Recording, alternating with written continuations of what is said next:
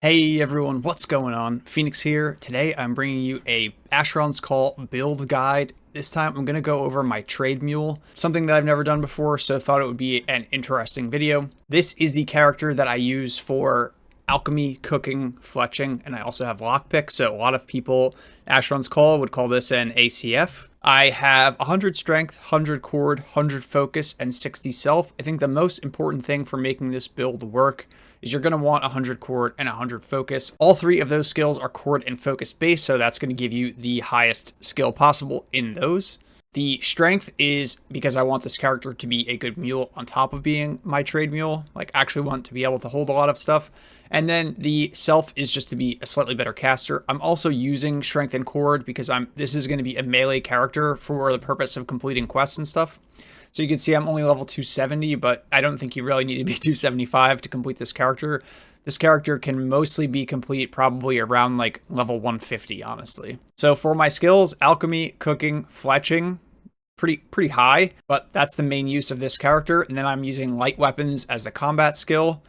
Also have specialized salvaging through the augmentation. And then I have creature, item, life magic, want to be able to cast spells, buff yourself, mana conversion, melee defense, kind of a requirement, healing because again I'm fighting as a melee character, and then I also have lockpick because it's kind of is another trade skill, but you don't really need specialized lockpick. There's very few cases where a lockpick is useful on a character that you're not actively playing. So those are my skills. For the gear, I went with 5 pieces of the Crafters set. So Crafters set 5 pieces gives you Masters, Chef's Cooking Aptitude, Concoctor's Alchemy, Huntsman Fletching, and Locksmith's Lockpick Aptitude, which gives you plus 20 to all of those skills, which is super useful. I believe it also gives you the loyalty bonus. For my 4-piece set, I'm using Wise. So 4-piece Wise set gives you 10 points to focus, 10 points to self, and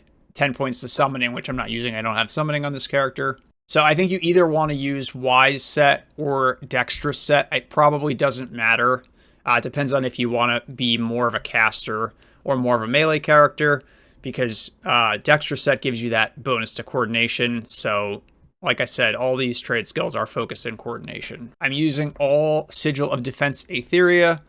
I want to be really defensive, so if I am running this character through quests, they don't die. Trying to prioritize damage resist rating on gear when I can get it. Obviously don't have the best gear on this guy. You don't really need to prioritize gear, especially if this is a character that's just going to sit in town. One thing that I don't have yet that I really do want to work on getting for this character is the crafting golems. I've done videos on all of the requirements to do a crafting golem. It is a little bit tedious, and eventually I would like to get all 4 of them. You can get one for alchemy, cooking, fletching, and lockpick. I think that would be pretty cool. So you can see most of my inventory is taken up with crafting supplies. I've got, like random arrows. I make arrows for my archer. I've got stuff to make beers. I've got stuff to make rations, stuff to make Chorazite potions, some custom crafting stuff. There's more arrows. I've got all the stuff for dyeing, all the stuff for making alchemy files. So there's very little room on this character for actual character related things. And then of course I'm just carrying around things on the mule because why not? That's what I like to do. I'm a little bit of a pack rat in that regard. So in terms of the weapons that I keep on this character, I have some quest weapons. I have the red rune weapon. I was pretty lucky and found one of the purified Moryu weapons, which is just honestly one of the coolest looking things in the game. I have my shield, which is imbued for pretty much perfect defenses, tons of defense rating. So when I have this on, my defense rating is 22, which is solid for a non-max mule type character. But I do have some AR weapons. I have a few: bludgeoning, slashing, piercing, acid. I have a cold rend, I have a fire rend. So this character is somewhat self-sufficient on quests. I can do quests with this character. I also have, the Rinthid mace light weapon, just a slash rend. My packs are a complete disaster. And then for my trinket, I also went with the damage resist imbue. So it's the damage reduction 3, augmented health 2, and damage 1 imbue. Typically on most of my characters, I go for the opposite. I go damage 3, health 2, damage reduction 1. But on this character, I went with the damage reduction because it's more important. In terms of augmentations, when you're going through this character, I think it's important to prioritize, for me anyway, the burden bearing, because a lot of the crafting supplies are really heavy. So you want to just make sure you can carry all the things that you need to carry. I prioritize getting the extra packs, getting rid of my foci. I didn't really necessarily prioritize becoming no drop on death because, again, a lot of this character's leveling progression was through passive experience, and I think that you should be doing that as well for these type of characters, swearing an alt underneath it and pushing it with that, and prioritize playing your characters that you really actually want to play.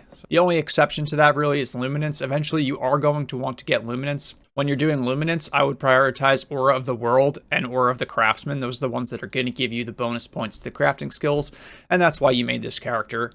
You don't necessarily need such high crafting skills like this, but it just saves you the hassle of failing, making arrows and then having to get more, or, you know, making files and failing. That can just be annoying. You don't want to have to deal with this. You want to just get the crafting done as quickly as possible so you can go play the game. I think that's going to be it for this video. I hope you enjoyed the guide. If you have any more guides that you'd like to see, please let me know in the comments. If you want to get these videos early, you can join my channel. There is a link in the video description. Thanks for watching.